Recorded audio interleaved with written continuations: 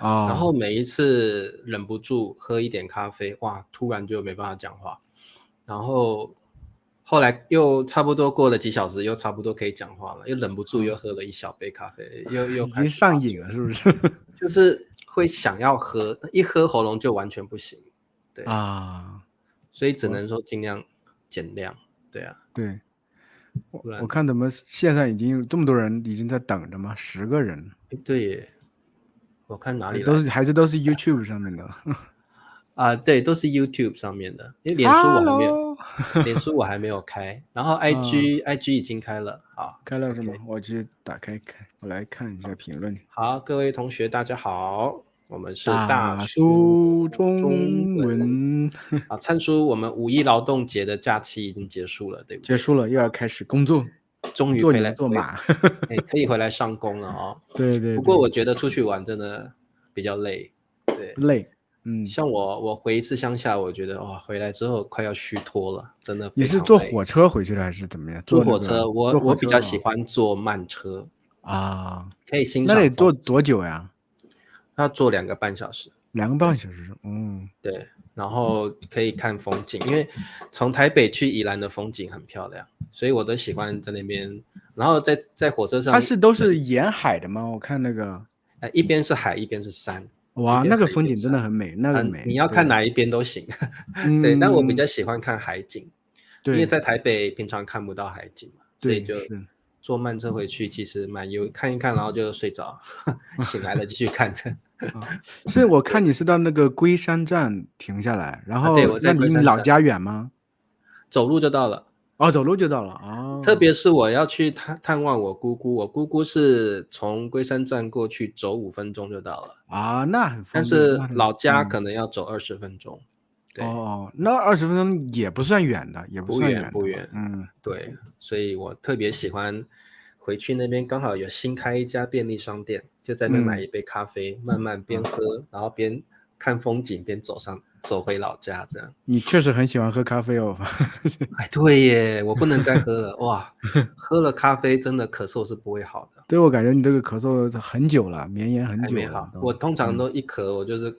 2个月，基本2个月。对，啊，咳嗽难受，睡觉影响吗？睡觉不会影响，说话比嗯，较会影响。啊，对是感觉比较累。我们对，闲聊已经2分钟过去了。哎，对耶，糟糕了。好，那各位同学，我们等一下嗯跟你们打招呼啊。灿叔，我们嗯嗯。今天要聊什么呢？今天聊就是外国人对中国父母的刻板印象，不是哎呀，有很多这种视频吗？专门做这种，不管是中国父母或者亚洲父母啊，印象。那到嗯，底中国的父母是不是真的是这个样子呢？对，我其我实想和觉得可以，茶叔探讨一下这个问讨题。论一下，因为连嗯我们可能自己都有很多不同的想法哦。嗯，好，那我们先来看第一个，大家特别是外国人啊，对于亚洲父母跟中国父母的刻板印象，Top One 嗯，来。对，嗯，中国父母非常重男轻女。嗯啊，这个我来问一下灿嗯叔，目前嗯。大陆的状况是怎么样？中国其的父母实我觉得真的是，嗯，这个其实有一定道理了啊，就是，但是看你是哪一辈人，比如说对，像我父母那一辈人，嗯我觉得还有，但是呢，嗯也因为不是之前这个独生子女政策嘛，一个家庭对，只准生一个孩子，那嗯哼，说实话，很多家庭那只能生一个孩子，就可能只有女儿或者只有对，儿子，而且特别是在城市里头，一般情况下嗯呢，你要是受过教育比较高一点，经济条件比较好一点，其实父对，母的话生男生女都一样，生嗯哼，女儿很多时候反倒女儿可能我觉得有优势，因为女孩子对心比较细，很能体察父母的这个情绪啊，就是对，感觉特别是很多爸爸觉得女儿是贴心小棉袄那种感觉，反倒女儿被嗯，宠上天的比较多一些。很对，多时候我同意，家里的这些爸爸妈妈会觉得男孩子太调皮了，太难养了，就是对，反倒觉得对男孩子有点轻贱的感觉，我是觉得。不太但是喜欢，对不对？整体而言，就是家里只生一个孩子的话，生男生女对，都一样，反嗯哼，倒不会有这种重男轻女的思想。就是老一辈可能会有这种思想，老一辈这个嗯，思想，或者是比较乡下的地方有这个思想，对，就一定要传男不传女啊，怎么的，一定要传宗接代啊，等嗯，等啊。对我是觉对，得整体而言，75%以上，我觉得都没有这个想法了。嗯哼。我可以觉得差不多75%以上。都没有这种感觉。对，然后佩霞说，泰国潮州人也是重潮男轻女。州人也是一样，对，不过灿叔我同意哦，因嗯为在台湾的话，我觉得像我父母辈的，他们嗯嗯，是重男轻女的观念比较重啊，因为对比如说他们一定要生到女儿，讲错，对生到儿子，他可能生对了3、4胎的女儿，还是要生，就是要生出儿子哦。像我父母对，辈的还是这样子哦，像我大阿姨，她就是嗯连生了4个女儿，实在生不出儿子了。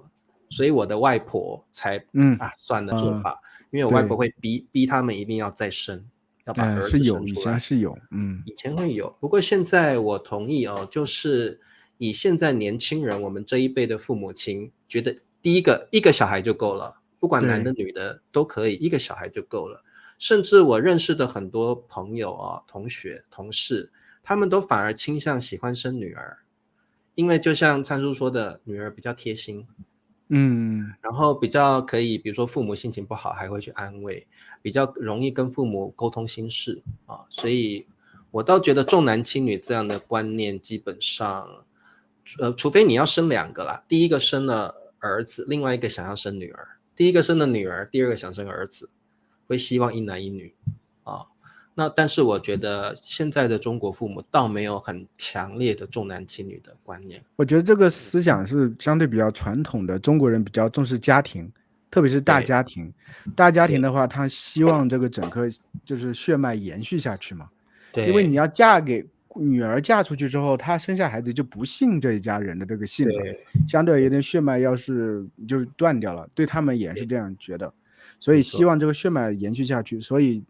就是比较重视男的而已。但现嗯，在人的观念其实没有这么多想法，因为没有，每个家庭其实都是不像以前那种大家庭的生活了，都分开过了。就像对呀，我一家3口自己在西安过，我父母在老家，其实很多中国年轻人都是这样过，也不和对父母在一起生活，也没有所谓那种大家庭式的那种感觉，所以这对些观念会越来越淡薄，我是这样对，觉得。所以儿子娶了也搬出去嘛，自己住；对，女儿嫁了也是搬出去，也是反正一样啊，都没对的，有差了，对不对嗯，啊？所以我觉得现在，而且我觉得以后这个观念会越来越淡。或许啊，我认为还是有个别差异，就是还是有的人会特别重视男性，我觉得会有，会有，但是没有嗯以前那么强烈了啊。嗯。好，那月莹说越越南，南都重男轻女，真的啊？OK，林子说亚洲，对，这个我认同啦哦，会比较嗯嗯看重男孩子嗯，那么点，我觉得有啦啊、有。有这个我认同啊、好，那我们来看 Top Two，好来阐述啊，念一下。中国父母会要求子女负起养老的责任啊，这个我因为觉得很多外国人会这样觉得哦，所以灿叔你对，觉得呢？当然了，说中国人以前是会说什么养儿防老啊，对防老，不对？对，养女儿当然也希望防老嘛，因为我是觉得主要是因为以前那个年月比较苦，大家都比较苦，同意，没有什么钱，这个时候对，你家里多生一下孩子的话，有保障。你老之后其实不会说衣食无着的，就没有吃饭的，没有地方，甚至没地方住，对不对？但对对，现在的我是觉得，因为现在中国不是刚好改革开放之后，这一代对，的父母啊，其实他们富起来了，很多部分都富起来了。同意，很多父母其实说实话，比现在的年轻人，他们能赚到更多钱。现在真的，现在的年轻人，他们的这个天花板都是他们的父母，甚至很多时候够不到他们的父母，就是很多时候甚至没法让年轻人去养父母，反倒是父母去养年轻人。很多时候，因为所以经济条件上来之后，就我是觉得养儿防老这个观念其实比较淡了，反倒是现在因为年轻人工作不好找，整体这个经济形势没有那么好，反倒是父母会把孩子养起来，这个反倒比较多。对，台湾也是，我觉得现在以前那个像我父母那一辈的啊，刚好台湾经济起飞，哇，父母赚的钱可多着呢，然后有房子有土地甚至有股票，然后呢，但是我们这一辈的因为经济状况也不好，然后可能躺平族也很多，所以我觉得甚至有时候很多年轻人就赖在家里跟父母住在一起啊。所以我觉得养儿防老这个观念，我觉得我们这一辈已经淡了很多了，几乎已经快要没有了。很多父母反而想的是，我还要养我的儿女。比如说儿女结婚了，我可能还要再资助他们一点日常的开销因为就算是太太跟这个先生都出去工作了，可能那个钱还不足以支付，不够用，还要养孩子啊，都费小很多孩，钱，然后出去住的那个钱，房贷、车贷什么的根本就不够用，然后也于心不忍嘛，很想要去资助这些孩子所以我觉得在台湾养儿防老的观念，我觉得只有一个啦。就是比如说我就是父母那一辈可能临终前希望有人送终，这个观念我觉得是有的就是说养小孩不期望小孩能够在你老的时候照顾你或养你，可能他们自己也没有经济能力，但是希望在他人生最后那一刻会有个小孩在旁边帮他送终。我觉得送终的观念可能还是有的，对，没错。而且我觉得现在很多父母，像你说有些退休金也有，甚至很多，你像我爸妈，当然没有退休金了，他们是做生意的，但是也给自己弄了很多保险，就是等到退休就不干了之后，也有些积蓄，然后呢，保险每个月也有些钱，其实也不指望着我去养他们，不需要，对，对，对，而且我觉得很多父母亲其实心里还是会希望小孩过得很好的生活，对，所以在他们这个行有余力的时候他们还是会去帮助孩子们所以我觉得我们上一代的父母真的就是有一种想要让孩子们平平顺顺的、平平安安的生活无虞的那种心情，我觉得这是有，但是期望我们这一辈要能够让他们养老，能够养儿防老，甚至跟他们老的时候生活在一起，照顾他们。像台湾父母老了都是请请外籍看护去照顾，这个年轻人自己是不看的，因为要工作没有时间，所以几乎像我这一次回去探望我姑姑，她也是外籍看护照顾她，不是儿女看护她所以这个就是一个很大的差异对，好多留言啊，是不是我们得读一读？好的，哇，好多看不完先看 Tracy 的好了。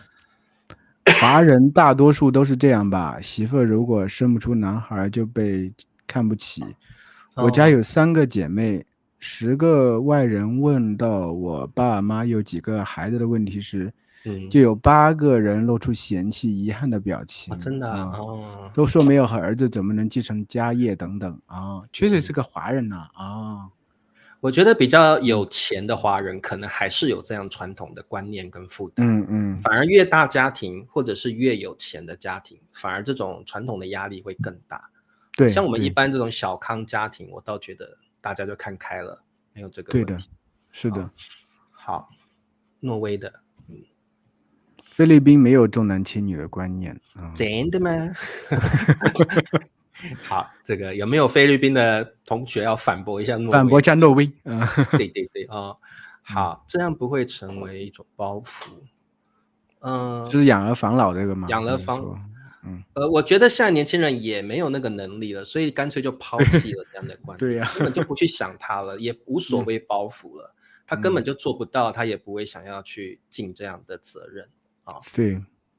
好，那这个标题本身就是一种刻板印象有很多 foreigner 也有很多 Asia，如果你没有任何外国人客人，你可能会谈论自己的刻板印象我咋不是很理解这句话什么意思呢？他的意思就是我们很多外国朋友也是亚洲人，他不是中国人不过这个我们当然标题是个概括的一个说法啦对，所以我觉得就是如果你不是华人社会或者你不是亚洲父母，你是怎么看待这些问题对，因为其实我之前看到很多就是不管 YouTube 或者 Instagram 上很多这个做这种类型的视频博主很多，他专门做这种刻板印象，就是 Asian parent 或 Chinese parent 他们到底是怎么样的，好像就会加深这种刻板印象，好像就是会这样其实我觉得做父母的话其实也是很多样性的，就像中国人确实也有很大一部分确实可能符合那个标准那个印象，但是也有很大一部分不是这个样子对，所以我没错今天和茶叔做这期节目，主要就是为了和大家分享一些不同的角度，给大家对展现不同的这个人吧。我是觉得不同的角度的人的状态。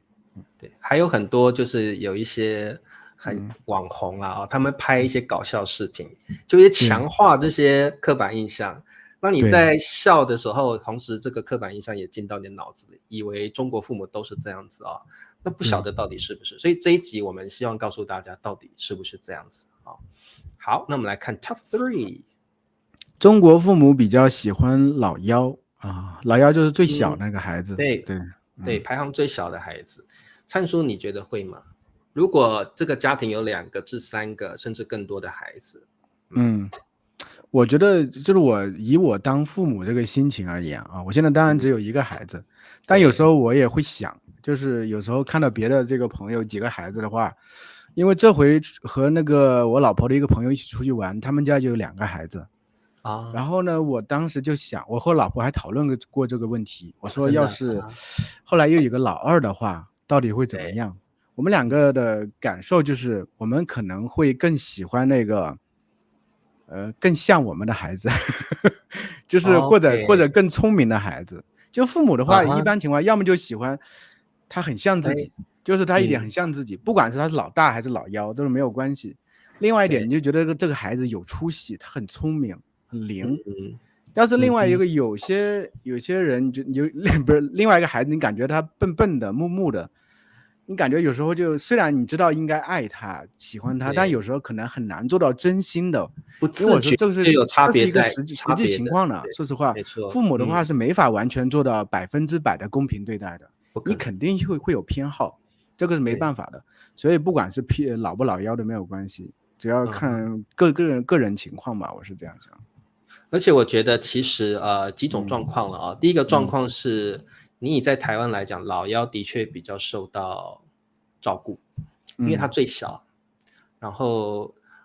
比如说老二、老大都长大了，他们可以比较独立的生活，所以相对来说，老幺可能会受到父母比较多的照顾啊。对，那种情况是对。然后再来呢，就是我觉得像这个Ben叔就说了。最喜欢最小的孩子是全世界的刻板印象，全世界的父母都这样吗？我倒觉得华人社会的父母好像有比较喜欢老幺，对，就是我觉得中国人有一种特别喜欢照顾弱小的心态，那有可能，对，就会特别同情弱小，或者是想要照顾弱小的一种，我觉得这是一种民族意识还是怎么样，我不晓得。这我不知道，但是我是真的觉得个体不一样，因为其实我确实也接触了2个完全不一样的例子，一个就是我们这回出去玩的这个家庭，他们家是2个孩子，父母好像确实会偏心老二一些，老二才3岁，感觉孩子，我是觉得因为老二确实感觉也可爱，也好沟通，和父母感觉特别是长得和爸爸比较像，行为方式可能比较像。但是呢，我之前因为我儿子不喜欢魔方嘛，他认识一个小孩，那个小孩是3年级的，他有一个弟弟，我又能明显感受出来他妈妈是更喜欢老大的。真的对，老二感觉就觉得好像也就是那个被忽视的孩子，被忽视的孩子啊，对，所以都说不来，我是觉得。你以我个人的例子啊，我在家里是排老幺，那我有个哥哥，对，我爸妈很明显的比较喜欢我啊，然后这也导致我跟我哥的个性非常的不同，因为孩子之间非常喜欢比较，谁到底受到父母更多的关爱？我觉得小孩最喜欢比较这个，甚至这个会影响他们之后的长大的过程。会有，所以我小时候父母就比较喜欢我，我的个性就比较温顺一点，然后也比较能够体察父母的情绪变化。那我哥的个性就会因此，我不晓得是不是因为这个过程造成比较冲。然后什么都看不惯，他对很多东西看不惯，他就会说出来。那我对事情看不惯，我会先观察一阵子再做反应，他是会直接反应出来。所以我觉得这个父母亲比较喜欢，不管是老大、老幺还老二，会一定程度的影响小孩的成长历程。对，我觉得是会的。对，我觉得而且你说到这点，我觉得这个我知道，其实就是因为老大和老二这个生存策略是不一样的，不同。很多情况下就是老大可能他比较调皮一些，有时候容易惹父母生气一些，老二他会对，看的，他就觉得他会哦，哥哥这观察，样做，那我就绝对不能这样做，我要和他完全相反的。这个很多家庭是这样的一个状况，真的，所以他可能这样的状况呢，比较觉得父母会觉得啊，这个孩子挺乖的啊，也不惹事儿啊，挺让人省心的，那我肯定心里会更倾向这个孩子。对，然后那个差别待遇越来越大，然后老大的个性就会又开始转变。对，我觉得对，这个父母亲有没有用比较平等的心对待孩子们，或用什么策略对待不同辈分的孩子们，会对小孩的成长历程造成非常大的影响啊。会的。所以这个妹就说了啊，来灿叔帮我念一下。是不是大多老大会有性格比较强硬一些呢？所以这个我觉得就大家，我想很多同学们在家不晓得排行第几，你都可以在底下留言分享给我们，我们还蛮好奇的是不是老大普遍的个性都是比较强硬或比较直接，然后老幺或老二就会比较察言观色，先看一下反应然后再来做应变。这个我觉得是很有意思的话题。我觉得就是就是起码第二个孩子开始察言观色的能力肯定比老大强，这是毋庸置疑的，因为他知道在这个家庭生活他需要怎样的策略，他才能比较受父母欢迎。就看到老大被打了，他一定看我下次不会再这样做，对他就会改变生存的策略对，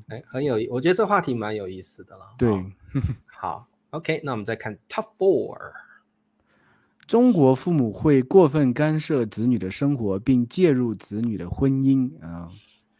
这个也是。我觉得如果跟外国比起来，跟外国父母比起来，我觉得是有没有过分，这个我不敢讲，但是会干涉。我觉得这个是我个人的感觉是有。那灿叔你觉得呢？中国父母确实有一种心态，就是我是过来人啊。对，我想，中国父母就是这样，比你吃的饭还多。对呀，总觉得自己是能帮助孩子的，就是他希望帮助孩子很多，你知道吗？他对孩子不放心。中国父母大多数以这个心态就觉得孩子，他其实永远还是孩子，他很多东西做不了，他做不了判断，所以需要我去帮助他。他虽然孩子没有求助他，我也要帮助他。就是这种心态，有这种拯救者的心态，所以就是有时候确实管的会比较多一些。但是我是觉得这个怎么说呢？确实中国父母有这个问题，但是不是所有吧？肯定我父母就不怎么管我，爱怎么我觉得是不是我不晓得耶？我觉得大陆的父母是不是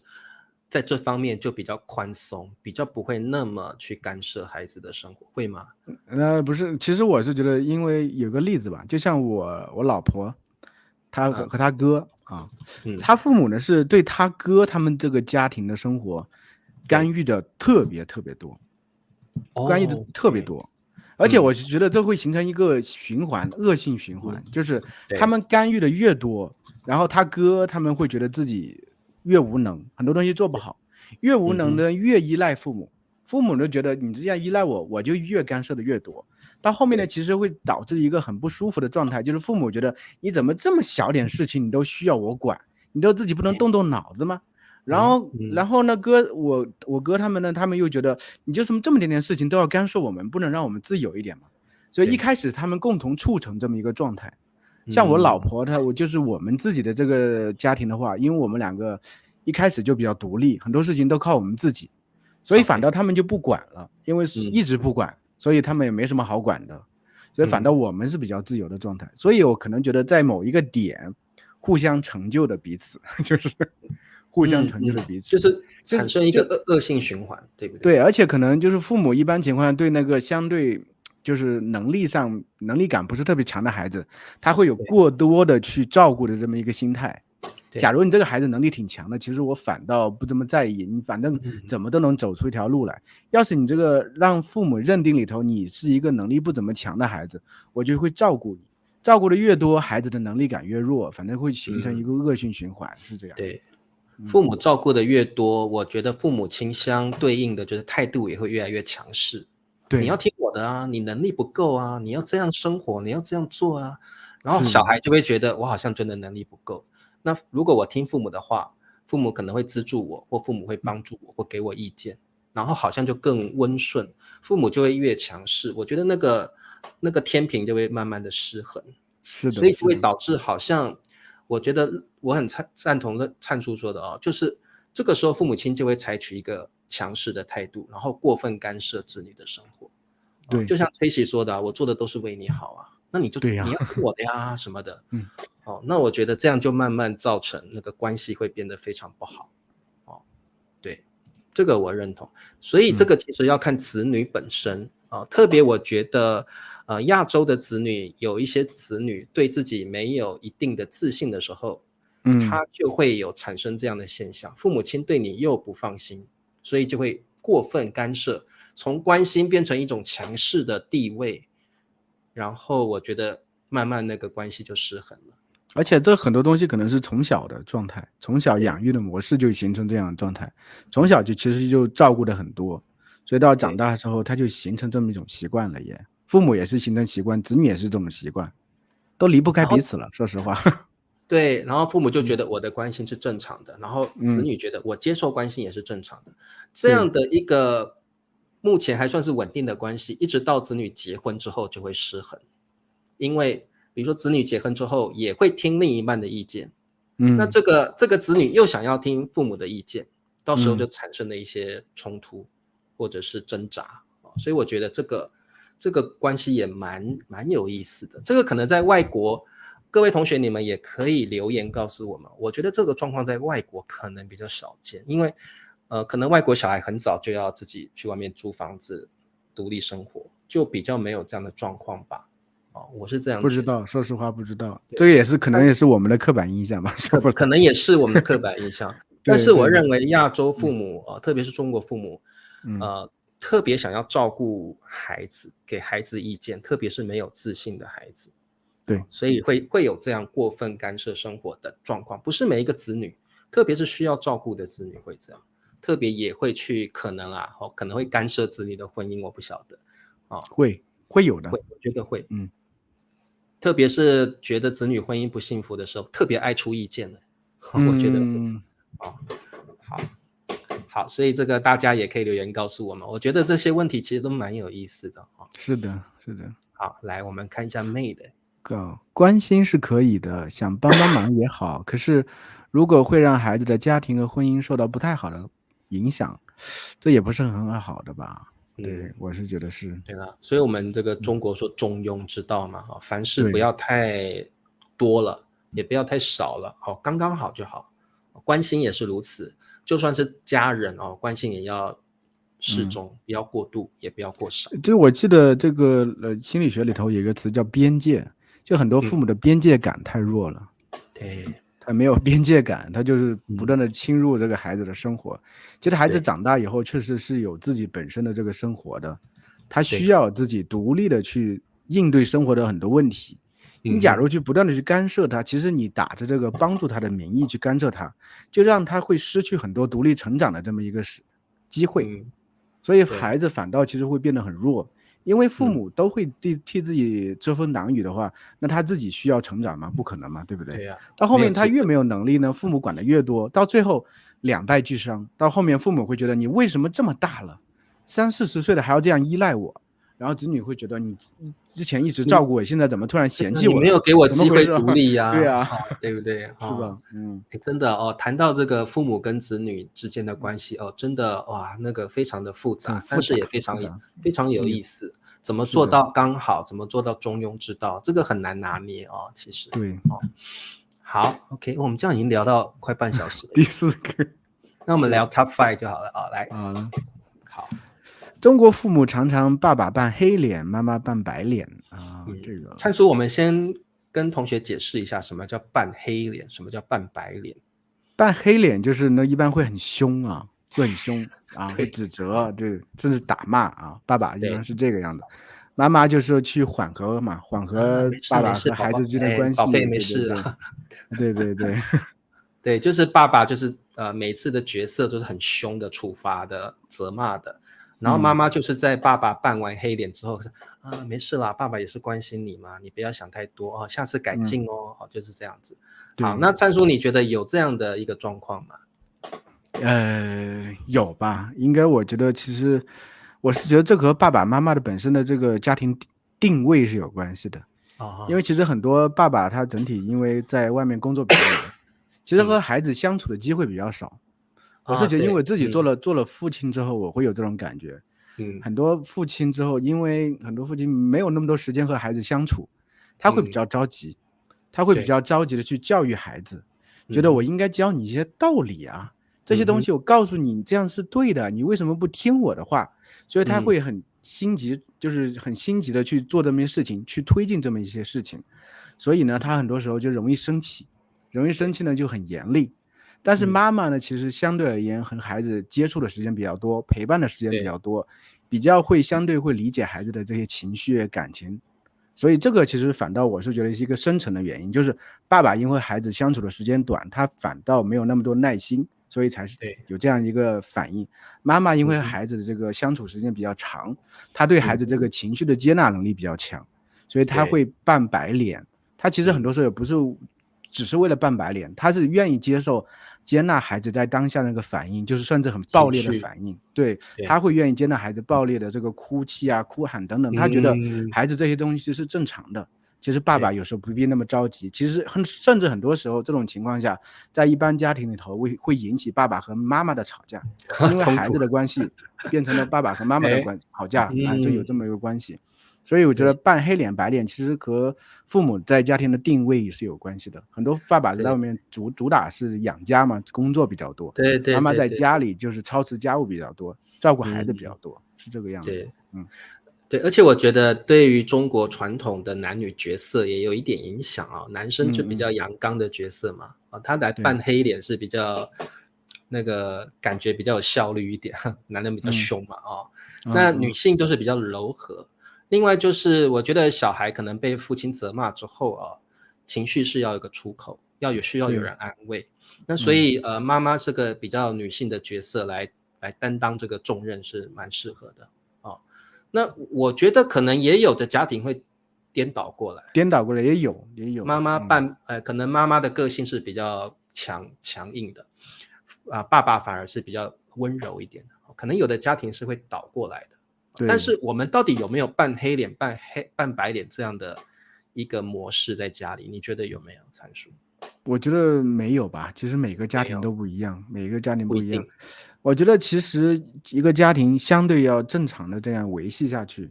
还是像你茶叔刚才说需要一个出口嘛。孩子假如面对的父母都是很严厉的，成天指责的话，那孩子也受不了。所以这个时候有一方家长他愿意去这个接纳孩子的这些状态的话，那孩子起码心里能平衡，会觉得其实也没有什么，对吧？我不是说都是做错了，永远是错的等等的，孩子就是对自我的这个定位可能不会那么低一些。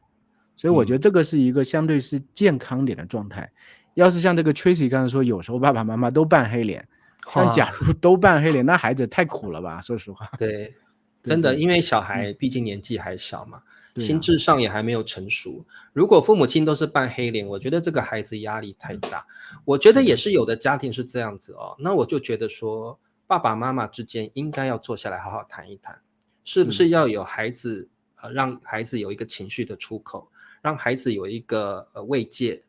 的管道。比如说他知道心情不好的时候，如果爸爸妈妈有一个愿意倾听他说话，我觉得这对孩子的成长有非常非常大的改变跟帮助，也是必须的。所以我觉得不要让孩子觉得爸爸妈妈都是黑脸，偶尔可以爸爸是白脸，妈妈是黑脸，也可以反过来。我觉得这个角色不是定调的，是可以改变的。但是要让孩子觉得说他的情绪是可以有一个适当的人可以倾诉的，我觉得这个很重要。是的，是的。好的，妈妈奶凶是什么？奶凶是用在这儿吗？好，然后最后我们回答一下变数的问题。唱叔在家是白脸还是黑脸？我们家没有所谓的白脸和黑脸。你们没有这样对，我们家基本上和瑶瑶基本上还是比较耐心的沟通交流，很多话情就是按就事论事的沟通交流吧。我觉得这也是个现代中国父母，我不晓得国外的父母是不是这样，我觉得这也是现代中国父母的一个特色。我们现在也慢慢学习就是跟孩子沟通。以前是比较没有强调这样的管教方式，以前那个年代没有，父母说什么我们就听什么。但是现代我觉得我们对待孩子越来越倾向于用沟通、倾听这样比较适当的方式。所以我觉得没有所谓都是扮黑脸的人，也没有所谓都是扮白脸的人。我觉得父母的角色是可以互相递补、互相这个调整的而且我觉得就是孩子这个，你要是越愿意去听他的话，去理解他的心情，其实他沟通起来很容易。你要是越是习惯以自己作为一个家长的身份去压制他、去批评他、指责他，他越难这个沟通交流。说实话，他可能会有很激烈的反应。所以我觉得其实沟通是一个比较好的渠道，而且是很不会内耗吧。家庭很多人家庭也会内耗，会消耗大家所有精力啊，这个时间等等也很难过。你要通过这个沟通交流把这所有东西都降到最低，我觉得是最好的方式嘛。你要是成天孩子也成天和你这样特别凶，你也受不了；你成天和孩子那么凶，孩子也受不了，对不对？所以我觉得就好好的呗，好好说话就行了。有问题解决，孩子在当下的这个状态可能不是很好，接纳一下他，接纳一下他，只是可能在当下一个情绪而已，过去就过去，他并没有说一定要再针对父母再骂你或怎么样，其实没有必要这样想，只是一个情绪过去了就好了，接纳一下就好了。对，其实这个可以讨论的环节蛮多的像妹说就是要让孩子觉得安全感，就是这个家里不是都是责骂我的人，那他一定会觉得压力大，没有安全感。我觉得安全感对孩子来说也是非常重要。然后家人之间相处一定难免会有冷战的时候，我觉得适宜的冷战是好的，让彼此都先把心情缓和下来，但是最后一定要面临到彼此沟通把这个状况说明清楚，然后让彼此了解彼此的这个过程还是要有所以我觉得没有什么标准答案，但是就是找出彼此最喜欢最适合的方式好 OK， 我们今天呢就先聊到这儿。其实我们还有很多话题，好多嘞多这种刻板印象的东西是。那各位同学，我觉得大家也可以聊聊自己在家里是不是跟家人相处的状况是怎么样，然后你认不认同这些刻板印象我觉得这个话题很有意思聊到比较深入的层面的时候，我觉得哇其实很有意思是，而且对茶叔咱们不要忘了我们和大家通知一下就本周四开始星期四记住4本周四开始就是我们大叔中文这个直播增加一个环节贝叔不要哭星期四见面哭什么对，那个星期四开始就增设一个环节，到时候就我们3个大叔齐上阵到时呢同学们可以和我们连线，和我们聊天直接上来和3位大叔聊天在网上连线聊天随时可以加入对，然后你们喜欢跟我们聊天的随时上来可以跟我们聊一个2-3分钟那如果人很多欢迎，我们希望每个同学都可以上来跟我们聊聊天对那这个基本上礼拜四就是可以直接跟大叔面对面互动的时间那你们要来不来我们就要取消了不来就一个星期完就没有了一个星期完就没有了那大家要支持我们然后我们现在也有很多新形态的一些节目像这个灿叔会有自己的 solo 的单元视频，然后茶叔也会做一些，每个人都有一个 solo 的视频。对，我的 solo 就是跟新闻有关的，所以大家想学新闻的也可以关注我们大叔中文。那这个Ben叔的这个关于描述中文描述的这个单元，大家非常喜爱所以如果你想要抢先看，提早看到这些很好的视频，你可以成为我们的会员，马上就可以比别人早1个星期看到这些很棒的，成为小鲜肉就行，成为我们最低阶的会员就可以有这个福利，基本上提前能4-5天，甚至有时候1个星期吧，就能看到我们这些节目。对，没有错。好，哪儿可以收到连线？当天来马上就有连线，直播的时候就能，你们上来就可以，就有那个链接好，那么我们今天就聊到这儿咯，我们下一期再见咯，就是周四了我们周四再见了好，那大家谢谢大家咯，拜拜，拜拜，下次见咯，拜拜，一下。